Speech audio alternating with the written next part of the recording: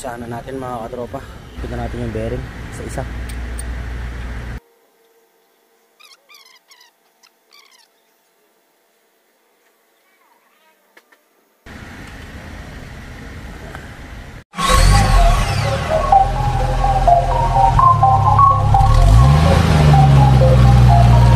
The Mechanic TV. Who made this? The Mechanic TV channel, dito ay manood ka. Click mo subscribe button, click yung bell, updated ka sa mga paparating namin na gawain. Alam mo na, subaybayan galaw ni Sir Edgar Manabat. The Mechanic TV.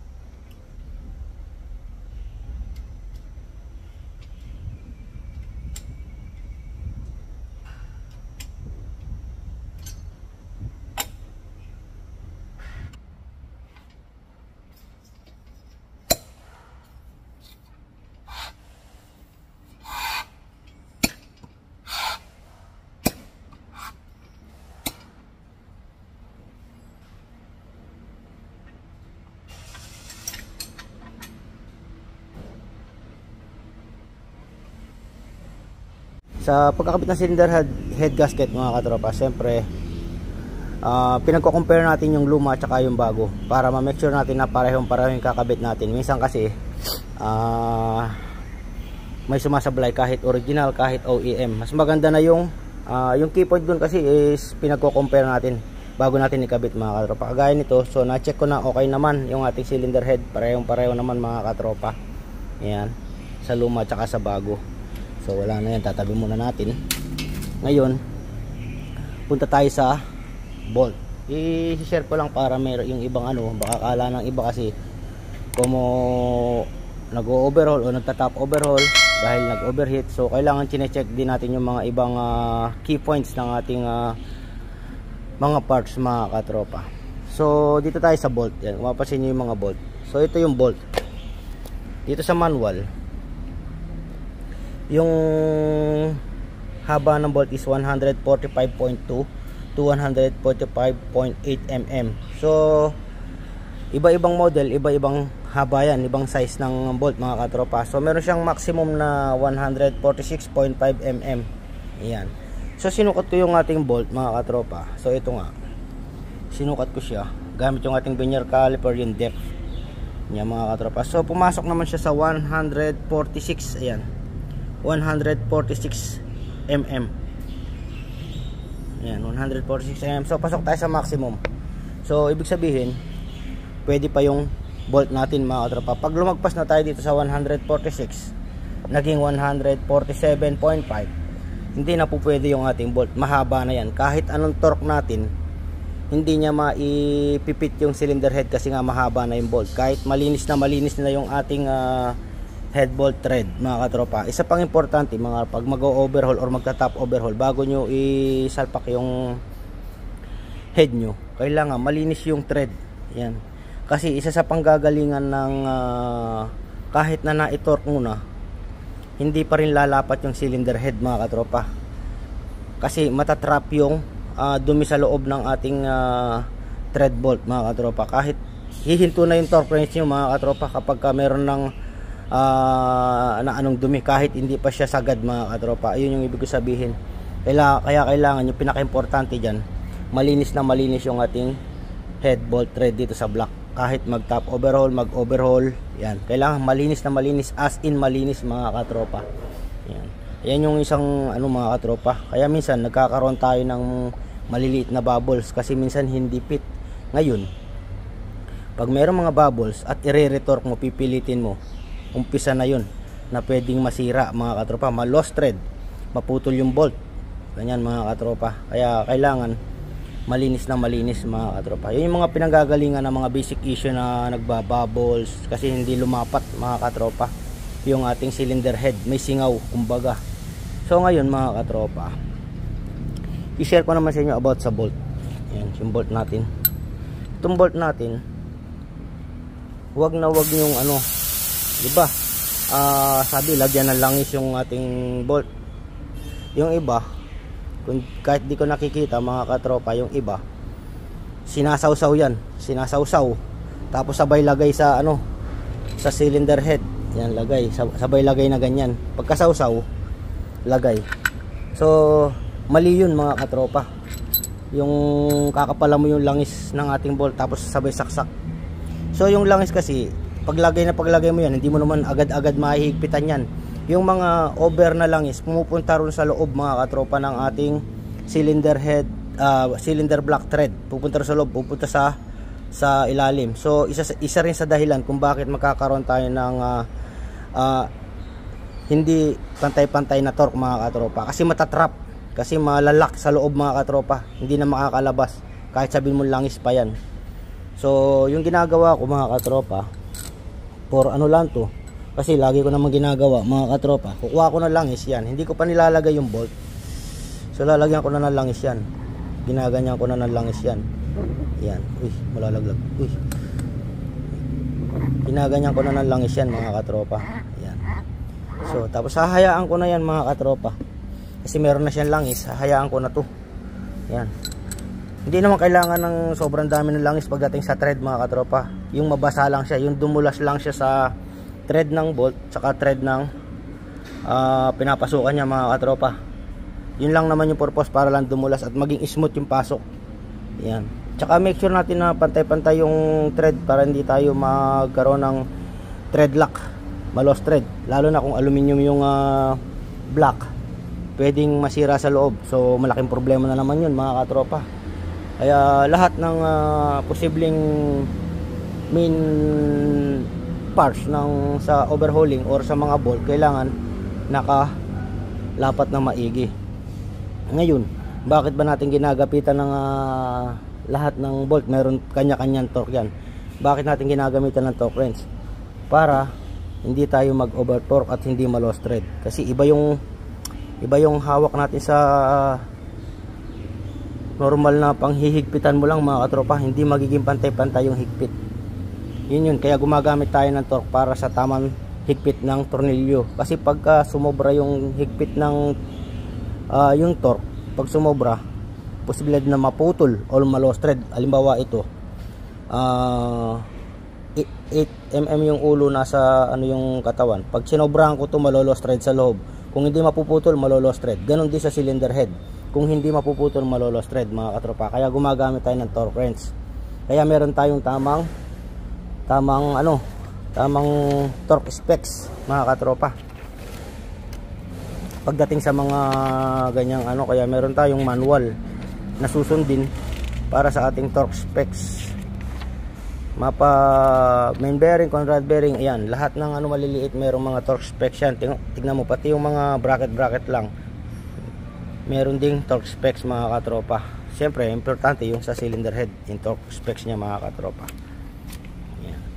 Tapos yung key point, ayan, kung mapapansin nyo, cylinder head, may mga nakalagay na sealant na ganyan. Ibig sabihin, lalagyan ng sealant yan mga katropa. Ayan, dito yan, ito yun, dito yan sa point na to, yan lalagyan ng sealant. Silicone, kumbaga, yung manipis na silicone lang, kasi kanto yan, pwedeng mag-leaking mga katropa. Yung ating dito sa area na to, pag nag-leaking, kahit dito yung cover, li-leaking dito yan. So trabaho na naman mga katropa, lalo na kung malakas yung leaking nya. So yun lang mga katropa sa sa ngayon. At bubuuin natin yung ating cylinder head step by step mga katropa. Siyempre mauuna si gasket, cylinder head, tapos bolt, tapos torque natin bago natin lagay yung timing chain tsaka yung camshaft muna bago timing chain mga katropa. Kailangan makompleto muna yung itaas ng ating cylinder head, yung SLA, yan, camshaft, yung mga iba-ibang nasa taas, ayan, cap. So siyempre nasa standard torque tayo, lahat ito torque natin mga katropa. So sa ngayon yun muna mga katropa, kukumpletuhin muna natin.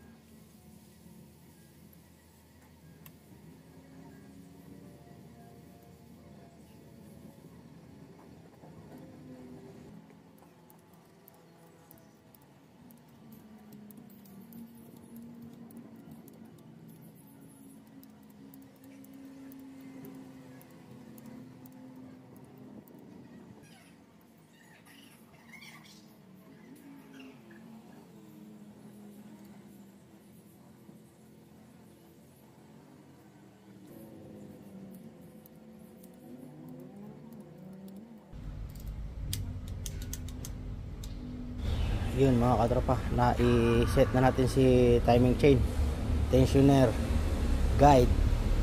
Yan. So hindi pa naman mahigpit yung mga tornilyo niyan mga katropa. So papakita ko lang sa inyo yung timing. So yung timing yan ito sa ating exhaust, sa intake ito. So hindi naman tayo maliligaw kasi mga katropa, may mga timing mark. Di kagaya ng iba na ibang procedure yung pagta-timing, kagaya na si X7, Mazda 6 na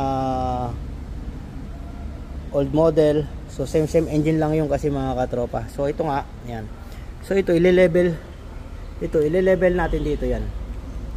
So hindi pa ako naka-timing sa dito lang sa ating mga timing mark. Yan. Mamaya i-ano natin kasi yan yung position na madali kong ikabit yung timing chain, kaya hindi naka-timing yan. Pero mamaya ita-timing natin. Yan, kung makita nyo itong timing mark na to, naka-level dito yan sa ating cylinder head. Yan, saka ito sa intake, ito yung sa exhaust. So ngayon pagdating dito sa baba,